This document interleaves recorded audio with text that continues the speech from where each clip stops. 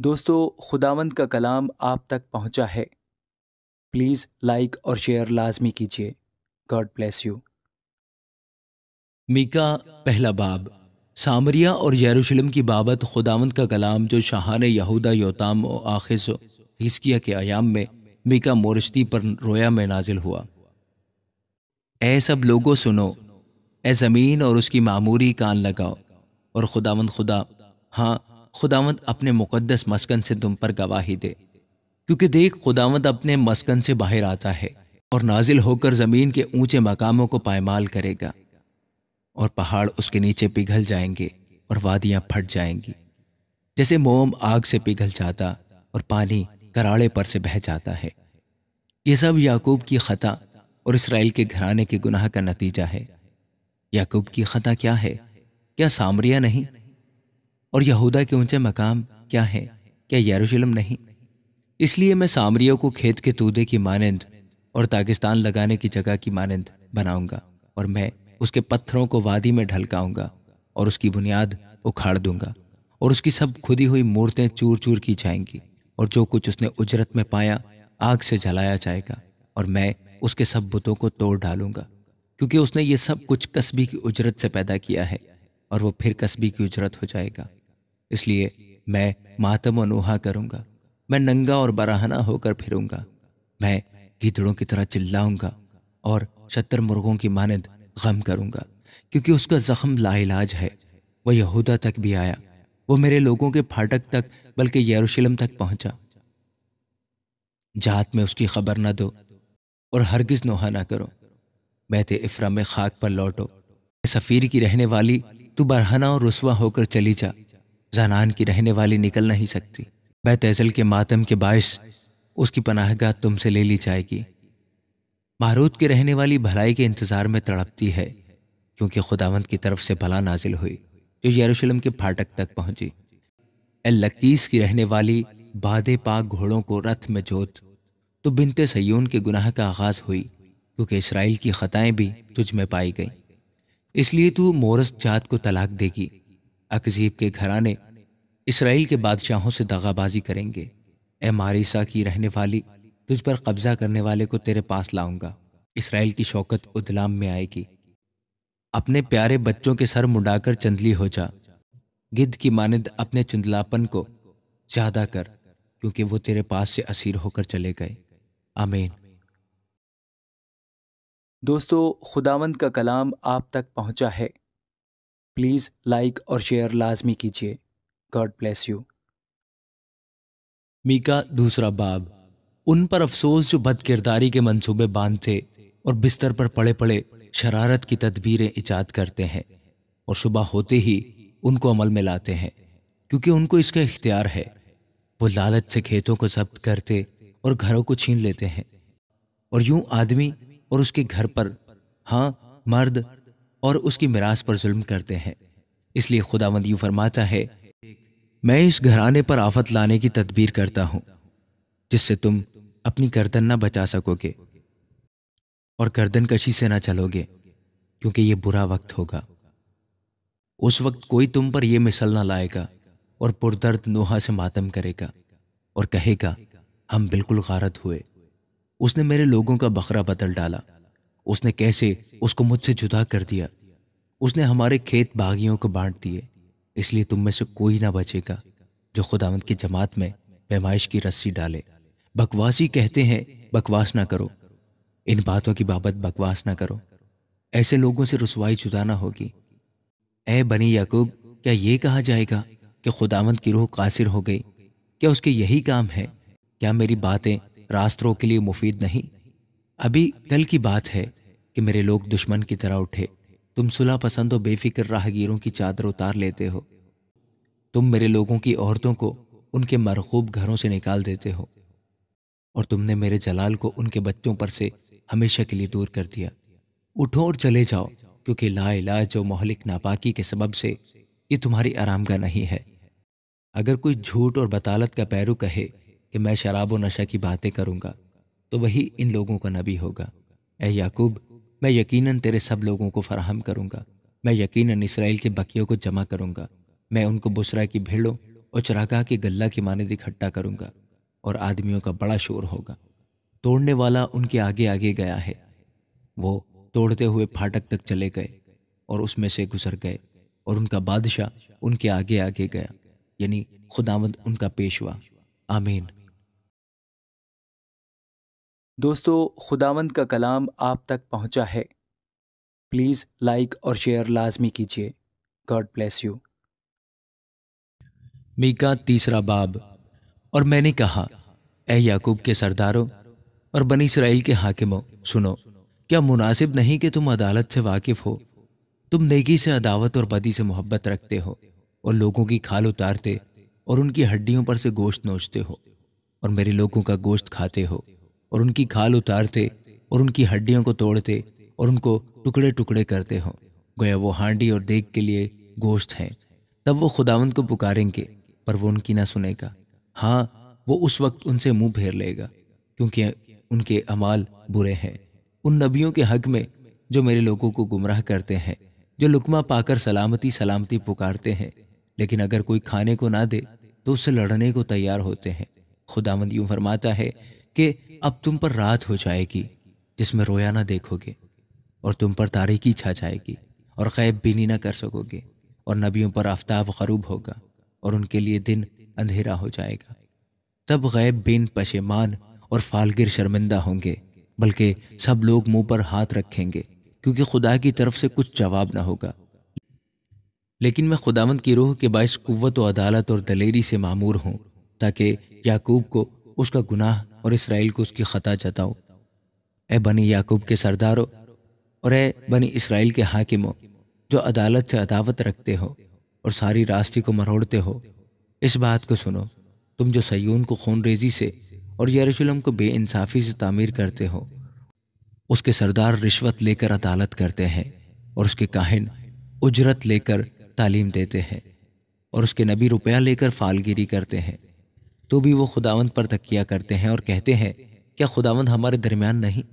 بس ہم پر کوئی بلا نہ آئے گی۔ اس لیے سیون تمہارے ہی سبب سے کھیت کی طرح جوتا جائے گا، اور یروشلم کھنڈر ہو جائے گا، اور اس گھر کا پہاڑ جنگل کی اونچی جگہوں کی مانند ہوگا۔ آمین۔ دوستو، خداوند کا کلام آپ تک پہنچا ہے۔ پلیز لائک اور شیئر لازمی کیجیے۔ God bless you. میکا چوتھا باب۔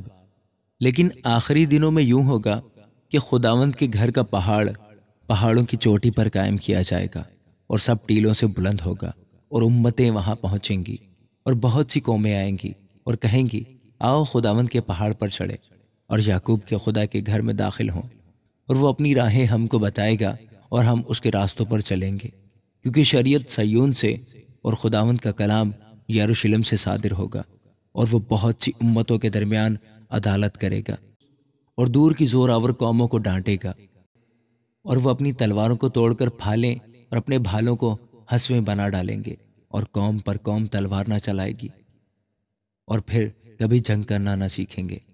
تب ہر ایک آدمی اپنی تاک اور اپنے انجیر کے درخت کے نیچے بیٹھے گا، اور ان کو کوئی نہ ڈرائے گا، کیونکہ رب الافواج نے اپنے منہ سے یہ فرمایا ہے، کیونکہ سب امتیں اپنے اپنے معبود کے نام سے چلیں گی، پر ہم عبدالآباد تک خداوند اپنے خدا کے نام سے چلیں گے۔ خداوند فرماتا ہے کہ میں اس روز لنگڑوں کو جمع کروں گا، اور وہ جو ہانک دیے گئے اور جن کو میں نے دکھ دیا فراہم کروں گا، اور لنگڑوں کو بکیا اور جلاوطنوں کو زور آور قوم بناؤں گا، اور خداوند کوہ سیون پر اب سے عبدالآباد تک ان پر سلطنت کرے گا۔ اے گلہ کے دیدگاہ، اے بنت سیون کی پہاڑی، یہ تیرے ہی لیے ہے۔ قدیم سلطنت یعنی دختر یروشلم کی بادشاہی تجھے ملے گی۔ اب تو کیوں چلاتی ہے؟ گویا درد ذہ میں مبتلا ہے۔ کیا تجھ میں کوئی بادشاہ نہیں؟ کیا تیرا صلاح کار نیست ہو گیا؟ اے بنت سیون، زچہ کی مانند تکلیف اٹھا اور درد ذہ میں مبتلا ہو، کیونکہ اب تو شہر سے خارج ہو کر میدان میں رہے گی اور بابل تک جائے گی۔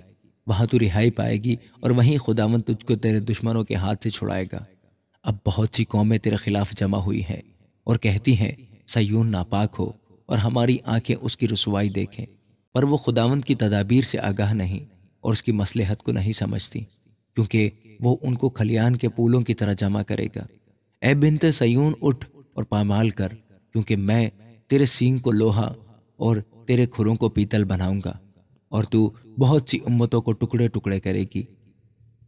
ان کے ذخیرے خداوند کی نظر کرے گی، اور ان کا مال رب العالمین کے حضور لائے گی۔ آمین۔ دوستو، خداوند کا کلام آپ تک پہنچا ہے۔ پلیز لائک اور شیئر لازمی کیجیے۔ God bless you. میکا 5واں باب۔ اے بنت افواج، اب فوجوں میں جمع ہو، ہمارا محاصرہ کیا جاتا ہے۔ وہ اسرائیل کے حاکم کے گال پر چھڑی سے مارتے ہیں، لیکن اے بیت لحم افراتا، اگرچہ تو یہودا کے ہزاروں میں شامل ہونے کے لیے چھوٹا ہے، تو بھی تجھ میں سے ایک شخص نکلے گا اور میرے حضور اسرائیل کا حاکم ہوگا، اور اس کا مصدر زمانہ سابق، ہاں قدیم الایام سے ہے، اس لیے وہ ان کو چھوڑ دے گا جب تک کہ زچہ ترت زہ سے فارغ نہ ہو۔ تب اس کے باقی بھائی بنی اسرائیل میں آ ملیں گے، اور وہ کھڑا ہوگا اور خداوند کی قدرت سے اور خداوند اپنے خدا کے نام کی بزرگی سے گلہ بانی کرے گا، اور وہ قائم رہیں گے، کیونکہ وہ اس وقت انتہائی زمین تک بزرگ ہوگا، اور وہی ہماری سلامتی ہوگا۔ ایسا جب اسور ہمارے ملک میں آئے گا اور ہمارے قصروں میں قدم رکھے گا، تو ہم اس کے خلاف 7 چرواہے اور 8 سرگروہ برپا کریں گے، اور وہ اسور کے ملک کو اور نمرود کی سرزمین کے مدخلوں کو تلوار سے ویران کریں گے۔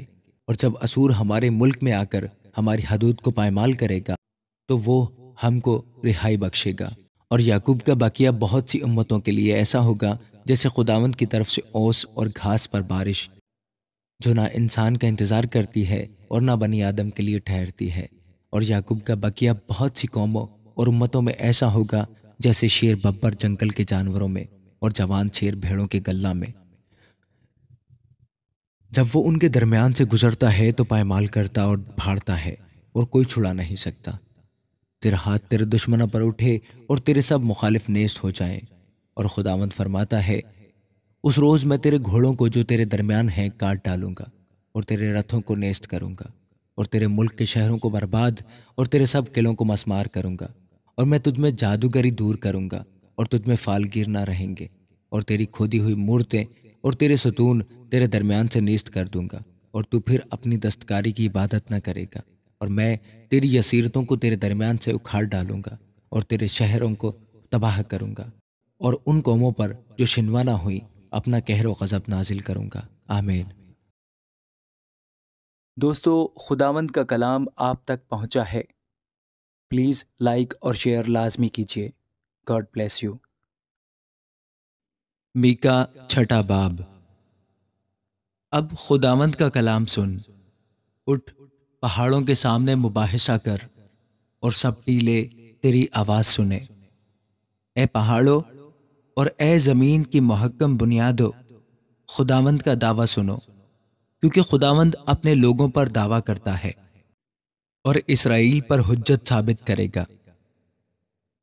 اے میرے لوگو، میں نے تم سے کیا کیا ہے اور تم کو کس بات میں آزردہ کیا ہے؟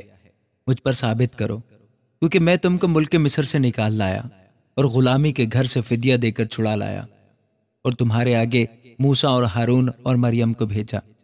اے میرے لوگو، یاد کرو کہ شاہ مواب بلک نے کیا مشورت کی، اور بلعام بن باعور نے اسے کیا جواب دیا، اور شتیم سے جلجال تک کیا کیا ہوا، تاکہ خداوند کی صداقت سے واقف ہو جاؤ۔ میں کیا لے کر خداوند کے حضور آؤں اور خدا تعالیٰ کو کیوں کر سجدہ کروں؟ کیا سوختنی قربانیوں اور یکسالہ بچڑوں کو لے کر اس کے حضور آؤں؟ کیا خداوند ہزاروں مینڈوں سے یا تیل کی 10,000 نہروں سے خوش ہوگا؟ کیا میں اپنے پہلوٹے کو اپنے گناہ کے عوض میں اور اپنی اولاد کو اپنی جان کی خطا کے بدلہ میں دے دوں؟ اے انسان، اس نے تجھ پر نیکی ظاہر کر دی ہے۔ خداوند تجھ سے اس کے سوا کیا چاہتا ہے کہ تو انصاف کرے اور رحم دلی کو عزیز رکھے اور اپنے خدا کے حضور فروتنی سے چلے۔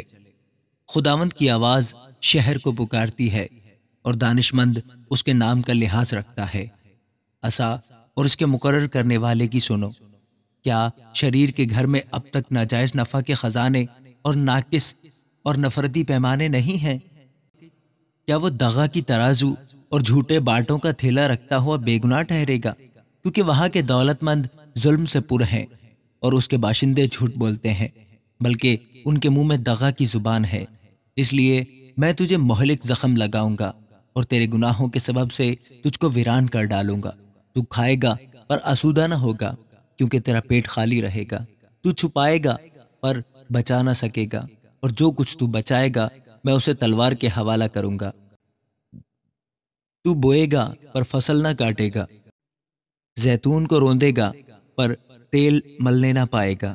تو انگور کو کچلے گا پر میں نہ پیے گا، کیونکہ عمری کے قوانین اور اخیاب کے خاندان کے اعمال کی پیروی ہوتی ہے، اور تم ان کی مشورت پر چلتے ہو تاکہ میں تم کو ویران کروں اور اس کے رہنے والوں کو سسکار کا باعث بناؤں۔